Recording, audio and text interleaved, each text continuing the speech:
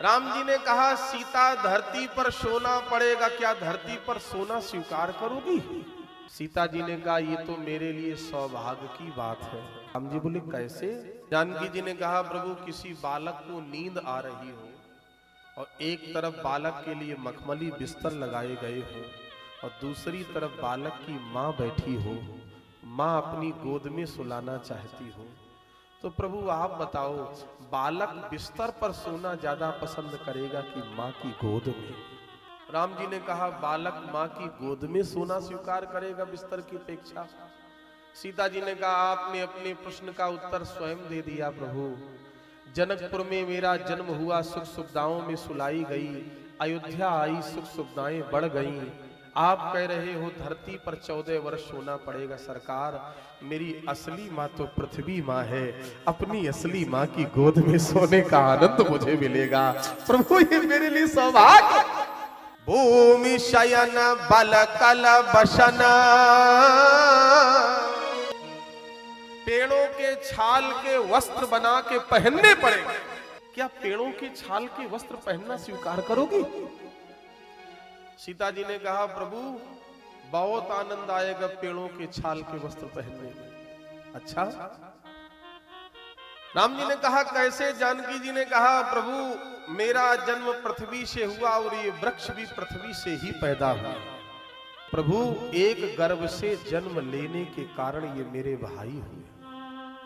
हरे रामा रामा राम सीता राम राम राम, हरे रामा रामा राम सीता राम राम राम, हरे रामा रामा राम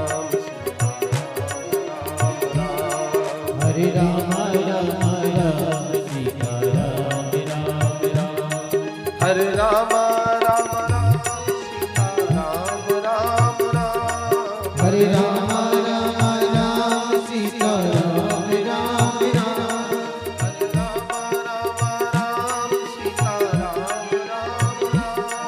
हरे रामा रामा राम सीता राम राम राम, हरे रामा रामा राम सीता राम राम राम, हरे रामा रामा राम सीता राम राम राम, हरे रामा रामा राम सीता राम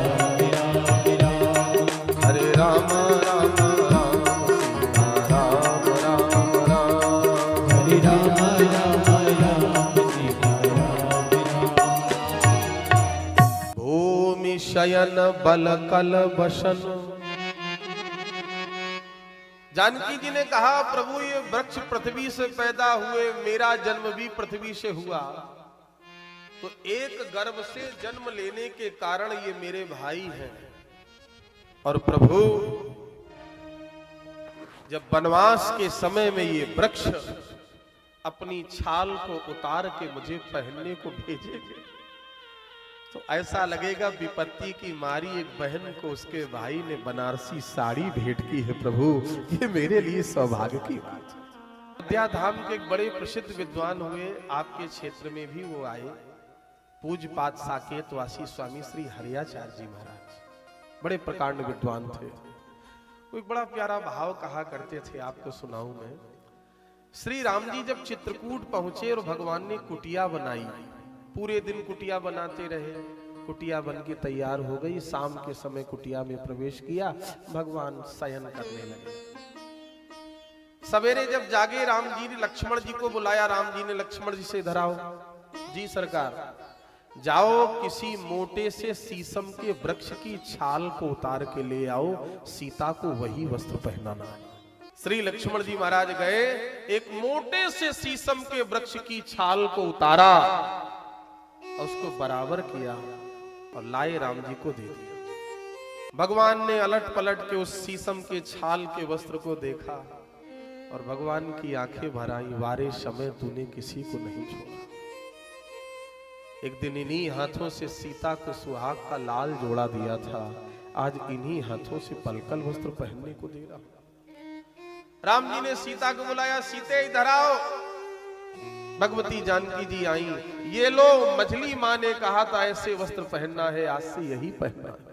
श्री जानकी जी उस पेड़ की छाल के वस्त्र को लेके कुटिया के अंदर गईं, अपने पुराने राजसी वस्त्र उतार दिए। और जिस समय शीशम के वृक्ष की छाल को कमर में बांधा, वो मोटी छाल, कोमल कोमल उंगलियां बार बार कमर में गांठ लगा रही हैं छाल की, लेकिन गांठ नहीं लग रही, छूट जा रही है। जब काफी समय हो गया, राम जी ने बाहर खड़े हुए पूछ दिया, सीते क्या वस्त्र पहन नहीं पा रही हो? भरे हुए गले से जानकी जी ने कहा, प्रभु पहन तो तब पाती जब कभी मेरी माँ ने ऐसे वस्त्र पहनाए होते। मेरी माँ ने तो राजसी वस्त्र पहनाए थे प्रभु, ये वस्त्र तो आप पहने। भूमि शयन बल तल वसन,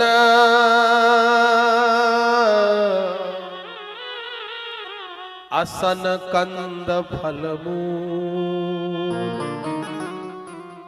कंद मूल फल खाने को मिलेगा, वो भी जरूरी नहीं कि रोज मिल ही जाए। कभी कभी ऐसा होगा 2-2 4-4 दिन एकादशी रहना पड़ेगा। ते की सदा सब दिन मिलई, सबई समय अनुकूल। भूखे पेट सोना पड़ेगा, क्या भूखे पेट सो जाओ? श्री जानकी जी ने कहा, प्रभु कंद कहां पाया जाता है? राम जी बोले, पृथ्वी के अंदर। मूल कहां होता? पृथ्वी के अंदर। फल कहां होता? वृक्ष पर। जानकी जी ने कहा, प्रभु वृक्ष है मेरे भाई और पृथ्वी है मेरी माँ। 14 वर्ष में कभी भोजन मैया के घर से आएगा, कभी भोजन भैया के घर से आएगा। मैं भूखी नहीं रहूंगी प्रभु, मैं आपके साथ चलूंगी।